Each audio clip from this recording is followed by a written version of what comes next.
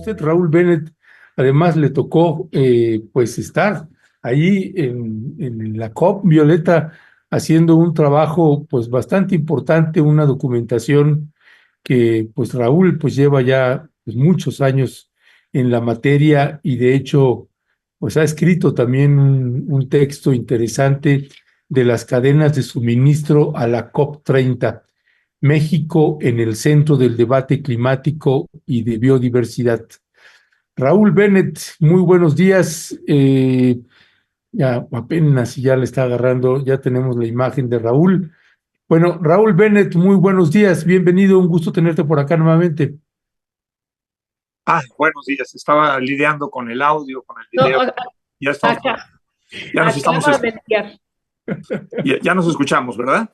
Sí, ya, Ya. ya. Disculpe, estoy probando aquí un equipo distinto y estaba con problemitas. Pues sí, muy buenos días, Violeta. Muy buenos días, Ernesto. Muy buenos días a todo el auditorio.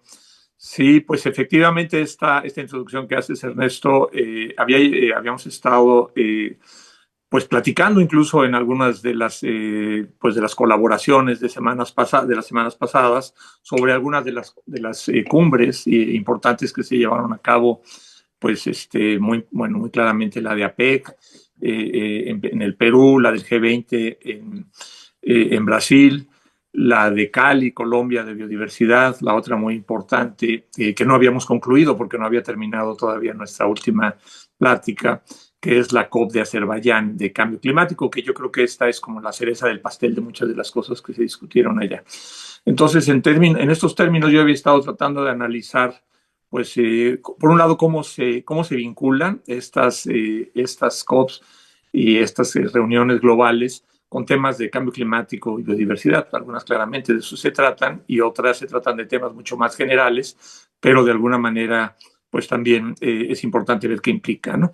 Entonces, bueno, antes de entrar en toda esta materia, lo que quisiera platicar es muy brevemente cuáles fueron los resultados finales, porque son muy importantes para lo que viene después de la última de las reuniones, y desde mi punto de vista la más importante en términos climáticos y ambientales, que fue la COP de Azerbaiyán, que terminó 2 días después de lo que estaba previsto, precisamente por los grandes debates y los grandes desacuerdos que había, ¿no?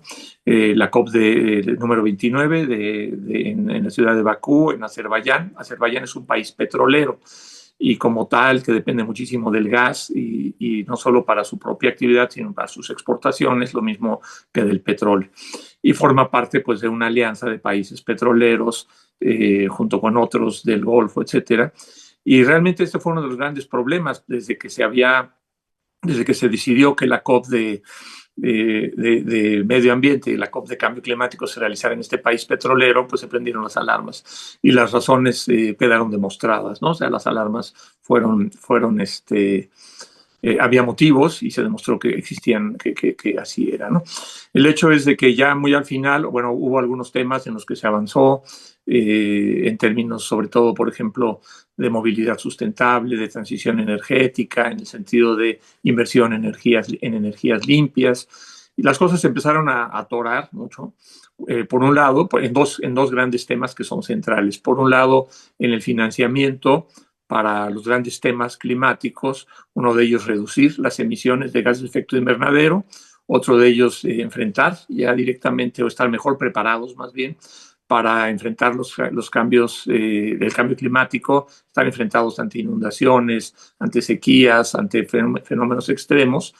Y bueno, ahí cabe decir que los países desarrollados están mucho más interesados en el tema de la reducción de emisiones, mientras que los países, sobre todo los países insulares, los países menos desarrollados, que así se agrupan LDC, Least Developed Countries, países menos desarrollados, y pues también México y otros, están mucho más interesados en los temas de cómo enfrentar los impactos sobre la gente, ¿no? Entonces ahí hay una primera diferencia. Y luego hay otra diferencia luego la tercera capa de discusión en términos de presupuesto es el asunto de que una vez que ya te pegó el cambio climático, como ha pasado muchísimo, ya hemos hablado aquí en México desde hace años, particularmente en estos últimos años en el estado de Guerrero y en la sierra, en la montaña de Guerrero, etcétera. Entonces, una vez que se requieren recursos para para resarcir los daños y revertir los daños, pero también para compensar las pérdidas, no es lo mismo daños y pérdidas. Entonces son tres grandes temas, ¿no? Mitigación, adaptación y daños y pérdidas. Entonces, bueno, esta discusión era muy importante, la boicoteó, hay muchos señalamientos por parte de organizaciones y países de que el secretariado, la presidencia más bien de la COP en Bakú, que era el gobierno de Azerbaiyán, boicoteó estos acuerdos, ocultó información, los retrasó y finalmente el acuerdo en términos de financiamiento, si bien aumentó con respecto a lo que ya había, pues se quedó prácticamente a menos de la mitad de lo que se estaba demandando, 300.000 millones de dólares anuales, cuando lo mínimo que se necesita de aquí a 6 años son 6 billones con 12 ceros, o sea, son 6 billones de dólares. Se acordaron 300.000 millones anuales y está, bueno, pues muy por debajo y eso, bueno, pues fue prácticamente una imposición de la presidencia. Entonces, pues estos fueron, digamos, algunos de los resultados. El otro que también es considerado muy negativo es que si bien en COPs anteriores, en Egipto y en otras, ya se había acordado una ruta y una serie de compromisos por parte de los países petroleros para abandonar para ir una ruta de salida de los combustibles fósiles, pues los países petroleros dieron marcha atrás, ya no tienen ese compromiso y se negaron a asumirlo. Entonces, en términos generales, en dos temas centrales, esta COP fue un fracaso. Entonces, digamos, esto yo quería platicarlo porque pues, estaba pendiente de las pláticas sobre los acuerdos de las grandes cumbres. Entonces, bueno, sobre esto, yo quisiera preguntarles si quisieran hacer alguna pregunta, algún comentario, porque de aquí me quisiera pasar, digamos, a un análisis mucho más general de la situación global en términos de cadenas de suministro, sobre todo de América Latina y ahora con la nueva complejidad que impone las declaraciones del presidente electo Trump. Quisiera pasarme a este análisis de qué significa esto en términos de cambio climático y biodiversidad, todo este asunto del análisis de las cadenas globales. Pero antes, para terminar, pues digamos, está muy relacionado, pero este tema más concreto de lo que finalmente ocurrió en la COP de Azerbaiyán, no sé si quisieran hacer algún comentario. Raúl, muchísimas gracias por compartirnos esto de la COP de Azerbaiyán, el resultado que también ya lo habíamos empezado a analizar en las semanas anteriores, y esta semana también abundamos algo también con el doctor David Barkin, así es que muchísimas gracias y si estás de acuerdo, pasamos también, como tú dices, al otro tema que se vincula con este, pero antes, Raúl, si nos puedes comentar con la audiencia qué son las cadenas de suministro y en específico, Raúl, hacer énfasis en este artículo que tú estás publicando. Ahorita también vamos a comentar sobre él, pero hay un párrafo con el que tú estás dando inicio. América Latina siempre ha sido una región estratégica para el comercio global. Países como Brasil, Chile, Perú y Bolivia son esenciales para abastecer el mundo de materias primas críticas, cobre, litio, soya y carne, entre otros. Sin embargo, y aquí es donde está el tema, a mí me parece, de fondo en el que tú vas a hacer énfasis, esta dependencia extractivista no solo alimenta economías locales, sino también crisis ambientales que tienen repercusiones más allá de sus fronteras. Raúl, me parece que aquí en estos primeros párrafos se sintetiza muy bien esto que ahorita nos vas a explicar. Así es, pues precisamente a raíz del análisis de todos estos debates en todas estas reuniones internacionales, pues yo me he puesto a reflexionar, bueno, pues digamos, qué es lo que están haciendo los diferentes países para abordar estos temas, cómo están contribuyendo negativamente o positivamente a los temas tanto de biodiversidad como de cambio climático, de destrucción de los ecosistemas. Entonces, bueno, pues efectivamente vemos ahí una fuerte contradicción entre algunos de los países o todos los países que participan, porque por un lado, pues tienen un discurso, los países Brasil, Chile, Perú, Argentina, misma Venezuela, México, un discurso sobre energías renovables, sobre una transición energética, pero al mismo tiempo, pues estos países dependen muy fuertemente de estas cadenas de suministro. Las cadenas de suministro, ya lo pues, se explica en estos primeros párrafos, en los términos, digamos, en el caso de los países de América Latina, tiene muchísimo que ver con proveer de materias primas estratégicas pues a los países que las están integrando en sus cadenas de valor, en sus mercancías. Y entonces, bueno, pues estas cadenas de suministro regresan mucho a los países, sobre todo a los países latinoamericanos, a este papel de proveedores de materias primas. Eso es clarísimo, mientras que países como Estados Unidos, muchos países de la Unión Europea, China, Corea y otros están integrando, bueno, en México también ya participa en esto, están integrando esta materia prima en unas etapas mucho más procesadas, digamos, en etapas más elaboradas, más sofisticadas. Los países, sobre todo de América del Sur, siguen siendo proveedores de materia prima, ¿no? Entonces, por ejemplo, Brasil exporta una cantidad por un lado, de productos agropecuarios, principalmente en el caso de Brasil es la soya y también carne. En el caso de Chile y en el caso de Chile y Perú son más bien minerales que se están exportando a China. Argentina exporta una cantidad importante de productos agropecuarios. Lo mismo también a Estados Unidos y a China, ¿no? México está muy por debajo ya porque la economía en México efectivamente se ha diversificado con las actividades de maquila y todo esto, ¿no? Sin embargo, bueno, estos países siguen aportando.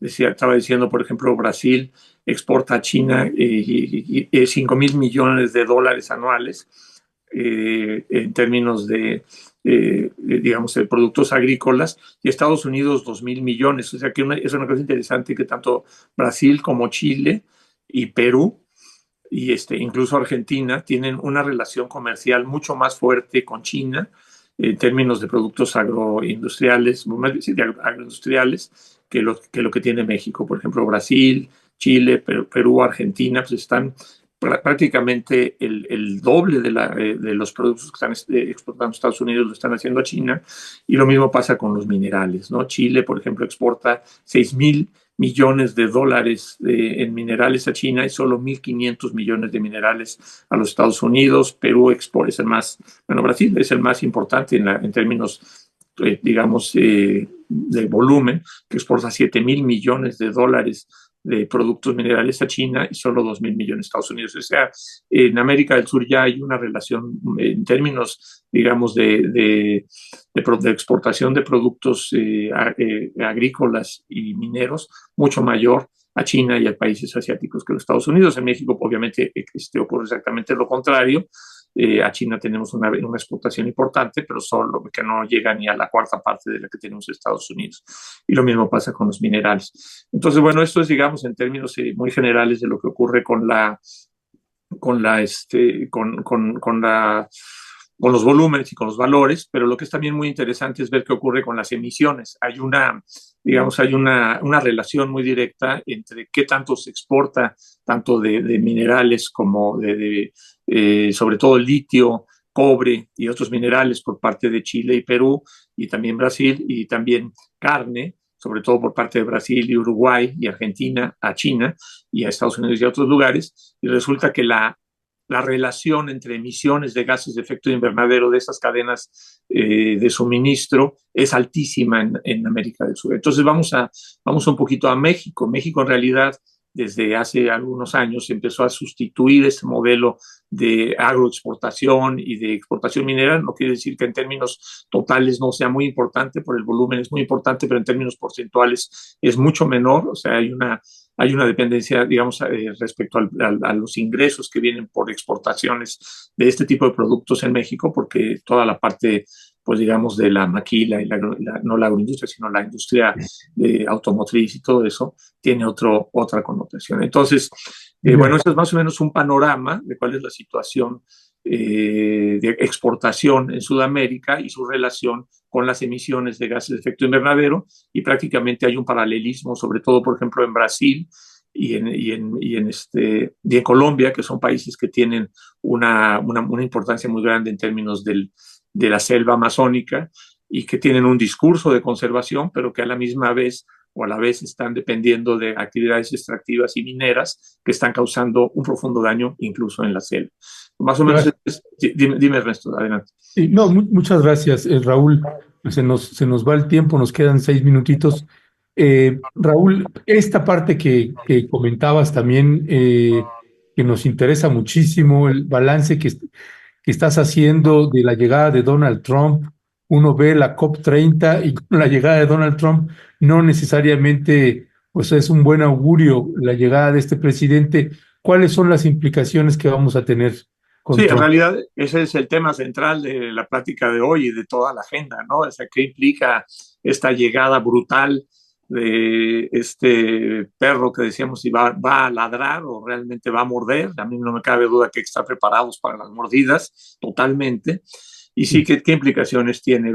Directamente el Tratado de Libre Comercio ha tenido implicaciones mixtas respecto a la situación de medio ambiente en México. En términos generales, a mí me parece que ha sido verdaderamente devastador el Tratado de Libre, tanto el TLC como el TEMEC, sobre todo el TLC más todavía, en contra del medio ambiente de México, ¿no? La sustitución de importaciones, toda esta transformación hacia un modelo agroexportador, los berries de todo el centro del país, el aguacate, los grandes monocultivos, el uso de glifosato, la producción de inmensas extensiones de tierra también en el sureste para producir soya, para producir aceites, para exportar.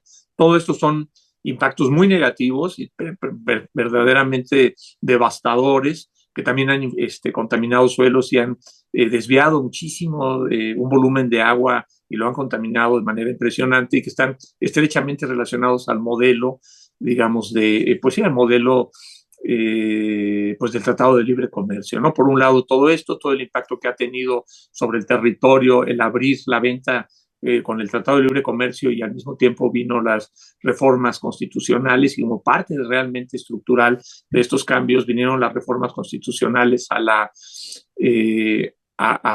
leyes agrarias que permitió la entrada de inversión extranjera de manera masiva en las costas mexicanas, lo que ha tenido una repercusión ambiental y la sigue teniendo gigantesca. De tal manera que el Tratado de Libre Comercio, no solo en esto, en la salud, ¿no? La obesidad aumentó y la cantidad de problemas relacionados con la diabetes, la salud en general se deterioró gigante, de manera impresionante con la entrada en vigor del TLC. Por supuesto que hay más empleo, por supuesto que hay más ingresos, por supuesto que hay más inversión extranjera, pero hay que pensar en todo esto. Entonces, digamos, en ese contexto, pues yo veo, y también pensando regresando un poco a las cumbres, la propuesta que hizo la presidenta Claudia Sheinbaum allá en el G20 de hacer un acuerdo global para poder avanzar hacia agricultura orgánica, agricultura campesina, fomentar la suficiencia alimentaria con la producción sustentable de alimentos a través de programas como Sembrando Vida. A mí me parece que para responder entonces tu pregunta sobre lo que implica todo esto para la COP del Amazonas, la COP de Belém, que es la próxima, el año próximo en Brasil, la COP de cambio climático, yo creo que la respuesta a mediano y a largo plazo de México ante esta, digamos, escalada de aranceles y de amenazas de Estados Unidos tiene que ser fortalecer nuestras relaciones hacia el sur, hacia otros lugares y hacerlo a través de propuestas pues no solo soberanas, sino también sustentables y justas socialmente, que estén orientadas hacia estos temas de reducción de la pobreza, de atención de las comunidades vulnerables, de fortalecimiento, que son lo que está proponiendo el gobierno de México en las COPs, que es este tema de exportar modelos como del estilo de Sembrando Vida. Yo creo que esa es la respuesta a mediano plazo, es voltear hacia el sur, fortalecer nuestras alianzas. Creo que estuvo muy superficial la forma como se hizo en Brasil, como lo hizo México en Brasil, de llegar y soltar una propuesta pues, que realmente no tuvo eco, ¿no? Desde un punto de vista, o tuvo en lo inmediato muy poco eco.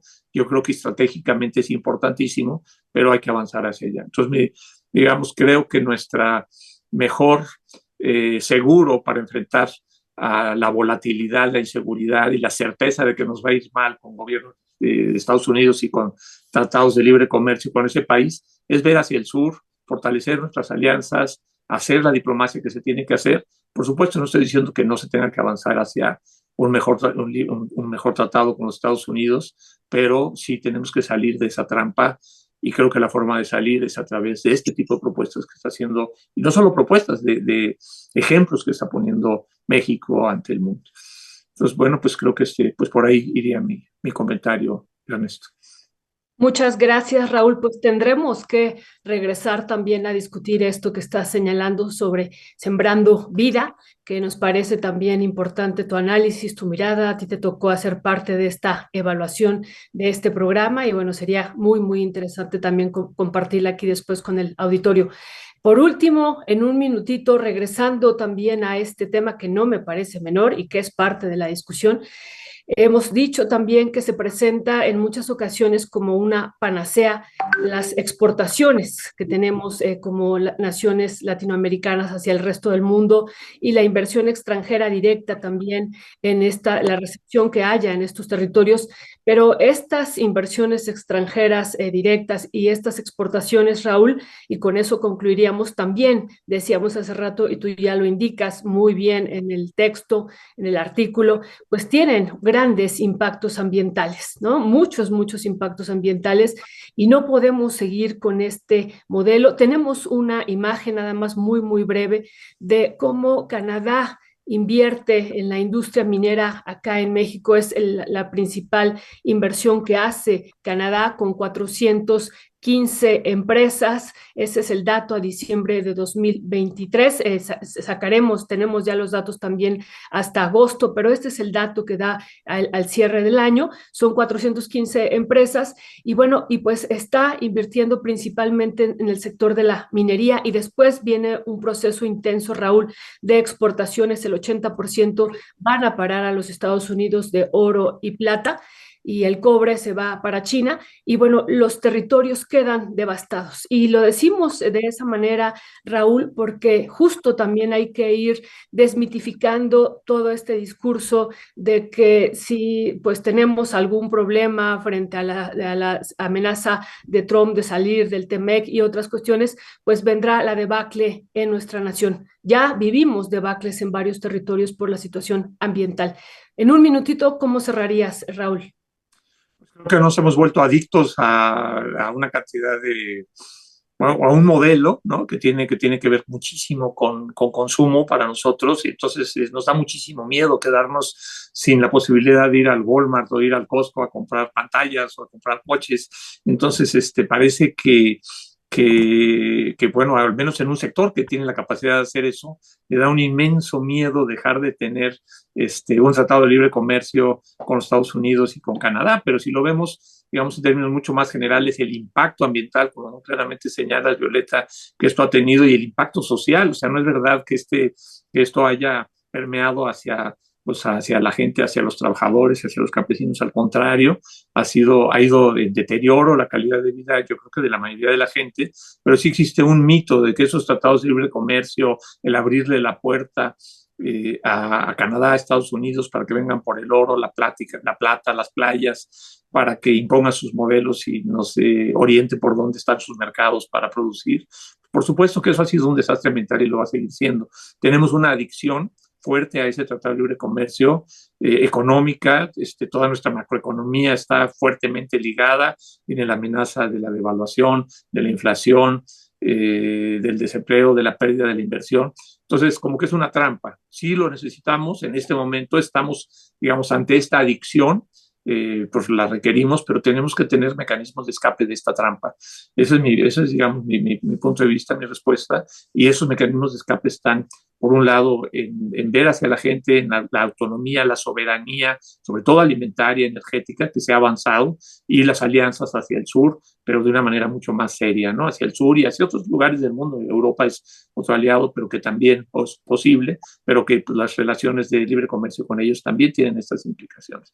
Yo creo que hay que fortalecernos hacia adentro, la soberanía es fundamental, la soberanía alimentaria, el cuidado del medio ambiente, y saber y ser conscientes de que los próximos años van a ser del trumpismo, van a ser duros para todos los países y particularmente para México, pero pues tenemos que salir de esa dependencia, de esa adicción pues a eso, a esa inversión extranjera directa, a esa exportación minera, a ese consumo absolutamente absurdo que estamos haciendo de mercancía norteamericana o de todos lados. Y bueno, pues nos vamos a ver obligados a ello, ¿no? Porque los aranceles y esta guerra de aranceles que se avecina, pues nos va a llevar por ese camino. Ya, pues Raúl Bennett, como siempre, muchísimas gracias por estar acá con nosotros, por plantearnos tu mirada de los escenarios que se avecinan, que creo que aquí todos coincidimos. Viene la tormenta y no se ve bien, así que pues prepararnos y empezar a pensar, como bien dices, empezar a mirarnos para adentro y no tanto para afuera. A lo mejor es la salida que podríamos tener para enfrentar pues una tormenta llamada Donald Trump. Gracias Raúl Bennett. Te Horario, mandamos un Ernesto, abrazo. Violeta. Por ahí les mandé un artículo para que puedan pues, un poquito aterrizar con la lectura algunas de las ideas ¿Quieres que lo publiquemos? Sí, eso parece lo envío. Muy Vale. bien. Muchas gracias, Raúl. Un fuerte Gracias. abrazo. Hasta luego. Muchas Hasta gracias. luego.